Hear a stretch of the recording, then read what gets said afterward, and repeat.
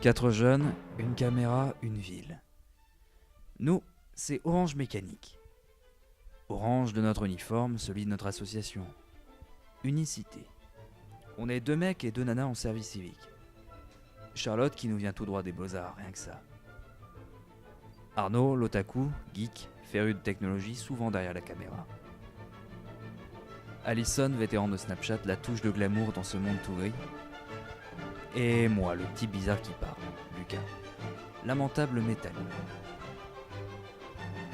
Dans le cadre de notre engagement, on s'est retrouvé à bosser avec des types qui s'appellent Immédiat, des gars portés sur la médiation numérique. Mécanique, parce que mécaniquement, à répétition avec tout ce matos, on va vous faire voir cette fameuse ville, Miramas, sous un angle nouveau. Le nôtre, celui de l'Orange. On est Orange Mécanique, bienvenue à Miramas. Allez Ludwig Van, fais péter le son, on va vous faire visiter. Bonjour et bienvenue dans ce nouveau numéro d'Orange Mécanique. Nous avons aujourd'hui l'immense honneur et plaisir d'être reçus par Anthony Denis. Merci beaucoup. Alors, j'ai quelques questions pour vous. D'abord, vous avez déjà reçu une équipe d'unicité dans le cadre donc, de la même opération. Comment est-ce que ça s'est passé la dernière fois avec eux? Très bien passé, ils se sont intéressés à qu'est-ce que je développais ici dans la ville autour du mouvement parcours et voilà, je leur ai répondu où j'en étais, ce qu'on avait envie de développer. Voilà. Merci. Alors, samedi dernier, dans le cadre du Téléthon, vous avez reçu 250 traceurs. Alors c'était pas dans le cadre du Téléthon. C'est un événement tradition à Miramas qu'on fait depuis maintenant, là c'était la 9e édition. Et c'est un rassemblement de traceurs, on se rejoint tous pour s'entraîner tous ensemble. Et voilà, on a reçu une centaine de participants cette année. D'accord. Et globalement, comment est-ce que ça s'est passé? D'où est-ce que venaient les traceurs? Alors ça s'est très très bien passé et les traceurs venaient un petit peu de partout.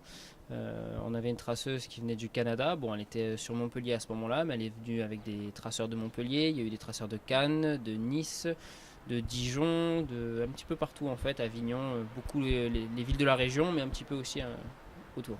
Quand vous parliez de 9e édition d'une fête, en juin 2018, vous allez avoir les 10 ans du parcours session, merci. Est-ce que vous pouvez nous en parler un petit peu plus? Alors là, j'en suis encore avec les amis à penser le programme. Mais en tout cas, on a déjà les dates. Ça sera le 6, 7, 8 juillet. Et on organise les 10 ans du parcours session, la 10e édition.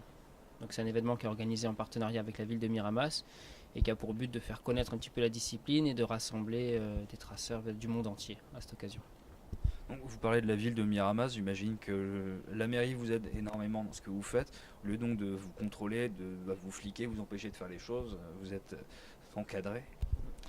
On a une grande chance à Miramas, oui, c'est que la ville nous soutient, nous accompagne et voilà, nous aide à développer aussi nos projets. C'est pas le cas partout et je pense que c'est unique en France le fait que le maire autorise des traceurs à évoluer sur des toits des écoles pendant la manifestation. Ouais, je sais pas trop quoi dire, mais en tout cas on a vraiment beaucoup de chance pour ça. D'accord, vous parlez donc de chance unique, on en a une autre ici, c'est quand même ce lieu qui est assez particulier. Est-ce que vous pouvez nous en parler un petit peu plus? Nous parler de ses origines, de comment vous avez pu monter quelque chose d'aussi rocambolesque? On est comme des grands enfants, quoi. On aime monter dans les arbres et on a vite pensé à faire une cabane dans les arbres. C'est comme ça que tout a commencé.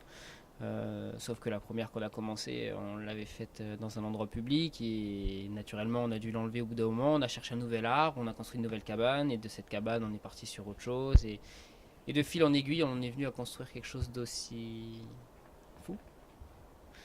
Et voilà, comme des grands enfants, chaque pièce de bois c'est comme des Lego et on est parti dans une création entre. Comment je pourrais dire? C'est à la fois un délire créatif et en même temps pensé pour s'entraîner. Donc, et tout est extrêmement solide, tout est fait avec des tiges filetées, du bon sens, de la logique pour faire en sorte qu'on puisse avoir le meilleur terrain de jeu possible en fait. On a fait du sur-mesure pour nous. Un délire créatif, du coup, vous êtes dans une démarche artistique, c'est quelque chose qui se rapproche de la culture urbaine, donc évidemment, très proche du hip-hop, proche des mouvements street si on veut. Est-ce que vous avez des précisions à rajouter pour J'ai du les mal à, profanes? j'ai du mal à m'identifier dans cette culture-là parce que pour moi je suis beaucoup plus attiré vers le côté nature et que le côté urbain, même si c'est vrai que le parcours il est vachement vu dans le côté ville, street, urbain, culture hip-hop.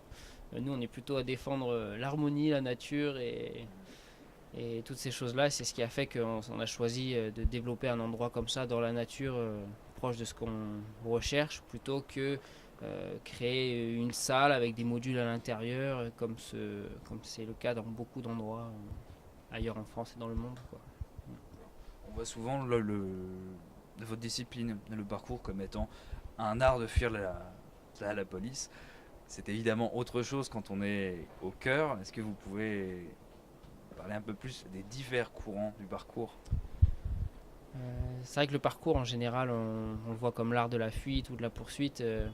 C'est le cas, mais c'est plutôt vu comme une arme qu'on aiguise, comme dit le fondateur, où le but c'est de cultiver un petit peu toutes les capacités qui font que peu importe la situation dans laquelle tu te retrouves, tu sais te servir de ton corps, tu sais où tu en es, tu sais ce que tu peux faire et tu es capable d'évoluer dans tout type d'environnement.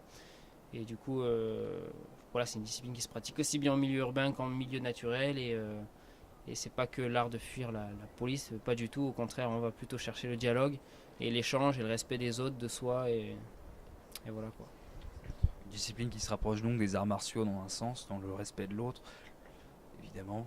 Et en parlant du respect des autres, c'est quelque chose que vous inculquez aux enfants. J'ai cru comprendre que vous recevez assez fréquemment des enfants qui vous sont confiés par leurs parents. Donc volontairement, ce n'est pas les enfants qui viennent. Est-ce que vous pouvez nous en parler un petit peu plus de ces actions? Bien, donc voilà, oui, le parcours, c'est vrai qu'il y a plusieurs formes. Il y a vraiment une dimension artistique, une dimension un peu martiale en tant que discipline de vie et tout ça. Et aussi un côté très sportif, athlétique, où même on peut voir des premières compétitions qui commencent à apparaître, même si nous on ne va pas dans ce sens-là. Et c'est vrai que il y a beaucoup d'enfants qui sont attirés par cette discipline-là, qui commencent un petit peu par eux-mêmes et certains parents préfèrent qu'ils soient encadrés. C'est pour ça que on a aussi développé l'association pour essayer de structurer l'activité à Miramas et voilà, encadrer les jeunes, leur proposer de simplement partager notre expérience, quoi. Parce que pour ma part, ça fait plus de 12 ans que je pratique cette discipline. Et dans l'association, on est 4 encadrants avec un regard différent sur la pratique. Et on essaie voilà, de transmettre notre art aux jeunes. Et pas seulement aux jeunes, justement aussi. On voit donc que le parcours, c'est votre passion, c'est votre vie, évidemment. Est-ce qu'on peut dire que c'est le moteur de votre vie? Est-ce que c'est le parcours qui vous a amené à faire ces choix?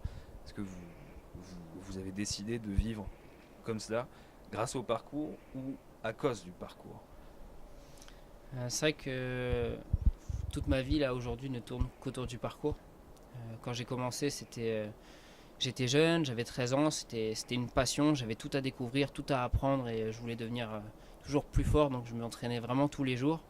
Et il y a tout un esprit de communauté qui s'est créé, j'ai rencontré plein de gens, on avait envie de développer ça, faire connaître.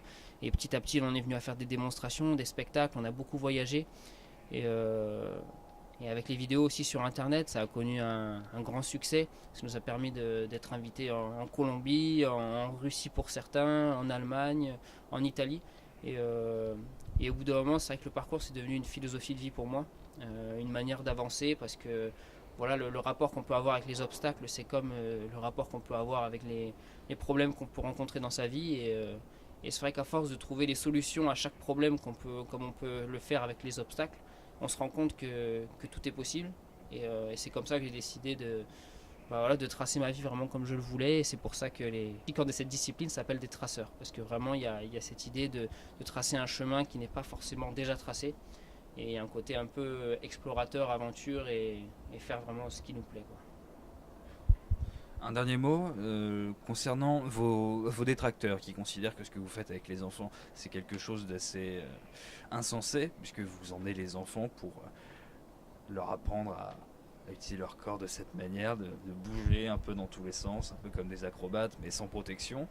Qu'est-ce que vous pouvez dire Qu'est-ce que vous pouvez répondre? Alors c'est vrai qu'au premier abord ça peut paraître un petit peu fou parce que par moment on va emmener les enfants dans des hauteurs, on les accompagne dans une certaine forme de prise de risque et ça peut être mal vu si on n'arrive pas à percevoir ce qu'il y a derrière, Mais sauf que nous, il y a une réelle écoute et on voit à peu près les enfants où ils en sont et on les accompagne petit à petit dans leurs choix par rapport aux risques, etc.